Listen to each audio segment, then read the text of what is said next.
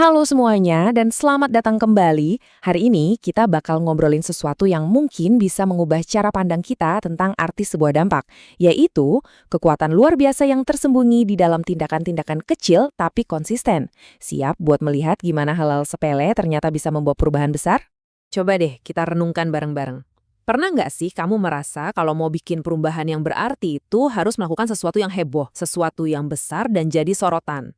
Nah, pertanyaan ini soal ukuran versus makna, ini adalah inti dari pembahasan kita hari ini. Oke, coba kita bedah perbandingannya ya. Di satu sisi, ada perbuatan baik yang besar, satu aksi megah yang dapat banyak pujian. Terus, di sisi lain, ada tindakan-tindakan kecil yang dilakukan terus-menerus, seringnya sih tanpa ada yang lihat. Nah, masyarakat kita kan seringnya memuji yang pertama tuh, yang bikin kita jadi mikir kalau cuma aksi besar yang punya bobot. Tapi, gimana kalau bobot yang sebenarnya justru ada di konsistensi yang berkelanjutan? Yuk, kita mulai dengan ngebongkar ide yang paling umum dulu. Di bagian pertama ini, kita akan bahas apa yang bisa kita sebut mitos gerakan spektakuler. Keyakinan yang udah mendarah daging bahwa dampak itu harus besar dan kelihatan biar dianggap penting.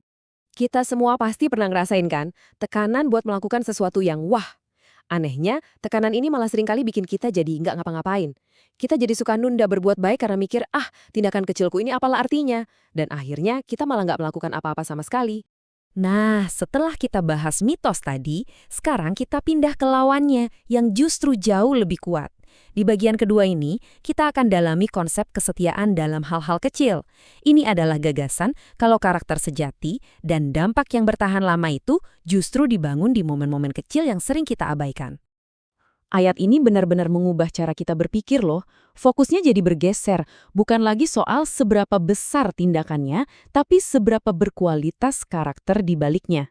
Intinya tuh gini, cara kita menangani tanggung jawab yang kecil itu jadi cerminan langsung gimana kita bakal menangani tanggung jawab yang besar nanti. Jadi yang penting itu integritasnya, bukan skalanya. Terus hal-hal kecil ini tuh contohnya kayak gimana sih di kehidupan sehari-hari? Sebenarnya ini bukan soal aksi heroik kok. Ini tuh sesederhana nawarin bantuan ke rekan kerja yang lagi kewalahan, ngasih kata-kata penyemangat yang tulus ke teman yang lagi sedih, milih buat jujur bahkan dalam urusan sepele, atau sekedar nyiapin secangkir kopi dengan senyuman. Nah, tindakan-tindakan inilah yang kalau dilakukan terus-menerus bakal jadi pondasi kepercayaan dan karakter yang kuat. Biar lebih kebayang lagi, gimana tindakan-tindakan kecil ini bisa menumpuk jadi besar, yuk kita pakai analogi yang sederhana tapi luar biasa kuat. Kekuatan setetes air. Coba bayangin deh, satu tetes air. Sendirian dia hampir nggak ada artinya. Tapi kemudian ada tetesan kedua, terus tetesan ketiga. Secara konsisten, tanpa henti, tetesan-tetesan yang kelihatannya sepele ini terus bertambah. Lama-kelamaan, kumpulan yang stabil inilah yang akhirnya bisa mengisi satu wadah besar. Dari yang tadinya nggak berarti, jadi sesuatu yang penuh. Dan ya, persis seperti itulah cara kerja perbuatan baik kita. Setiap senyuman, setiap ucapan baik, setiap perkolongan kecil, itu ibarat satu tetes air. Mungkin kalau sendirian kelihatannya kecil, tapi kalau dilakukan terus-menerus, tetesan-tetesan ini bergabung dan menciptakan lautan perubahan. Bisa membangun hubungan, menguatkan orang-orang di sekitar kita, dan pada akhirnya mengubah lingkungan kita. Tentu saja, ada tantangannya juga nih. Nggak seperti aksi besar, dampak dari tindakan kecil itu nggak selalu kelihatan langsung. Ini butuh keyakinan dan satu bahan yang penting banget, kesabaran. Yuk kita bahas soal buah kesabaran. Ayat ini tuh jadi pengingat yang kuat banget, terutama pas kita lagi ngerasa kecil hati. Ini tuh kayak petani yang sabar banget menabur benih. Selama berminggu-minggu, kelihatannya nggak ada apa-apa yang terjadi di permukaan tanah. Tapi petani itu nggak menyerah. Dia tetap siram, tetap rawat tanahnya. Karena dia percaya di bawah sana ada kehidupan yang lagi tumbuh. Dia tahu panennya akan datang pada waktu yang tepat. Jadi, kalau kamu pernah merasa perbuatan baikmu nggak ada yang lihat atau usahamu sia-sia, ingat ini deh, niat di balik tindakan itulah yang paling penting. Setiap perbuatan yang dilakukan dengan tulus dan kasih itu punya nilainya sendiri, nggak peduli dapat pengakuan dari orang lain atau enggak. Integritas dari perbuatan itu sendiri udah jadi ganjarannya. Oke, kita udah bongkar mitos soal gerakan besar, udah lihat kekuatan dari konsistensi, dan udah bahas pentingnya kesabaran. Sekarang di bagian terakhir, mari kita rangkum semuanya dan kita bicarakan gimana caranya kita bisa secara sadar menciptakan dampak harian Anda.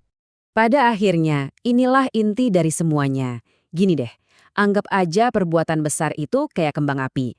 Keren, spektakuler, tapi cepat hilang. Sebaliknya, kebaikan kecil yang konsisten itu lebih mirip api unggun. Dia ngasih kehangatan, cahaya, dan dukungan yang stabil dan tahan lama. Kesetiaan dalam hal-hal kecil itulah yang pada akhirnya menciptakan dampak yang paling bermakna. Jadi, yuk kita kasih nama buat kekuatan ini. Kita sebut saja dampak harian. Ini bukan tentang satu momen heroik.